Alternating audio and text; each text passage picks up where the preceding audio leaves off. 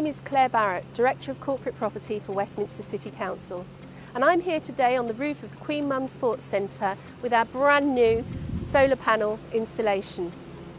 At Westminster we have committed to becoming a carbon neutral council by 2030 and for the whole city to follow suit by 2040.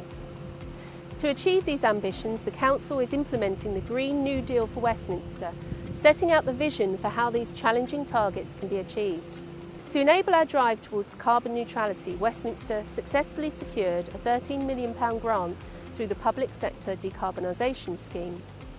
This funding, provided by the Department for Business, Energy and Industrial Strategy and administered by Salix Finance, has played a key role in assisting the Council in revolutionising the way Westminster generates and consumes energy across our council buildings. This grant has given us the opportunity to accelerate our carbon management programme. Working with our partners, we've installed a wide variety of energy conservation measures. So what have we achieved?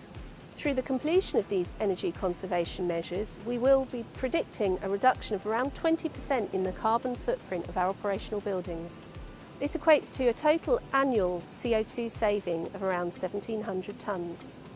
A total of 1,649 solar PV panels have been installed across 12 sites, like this one today. These achievements are hugely exciting, and just as importantly, the method and tools used are flexible and repeatable. This is the start of our journey, and we will build upon the successful model we have developed. The feedback we've had from building users, from staff, schools has been extremely positive. Not just the impact of reducing carbon, but the improvement to their buildings, their immediate environment. This has been made possible by strong partnership working with Vital Energy and financial support from the PSDS grant. Thank you.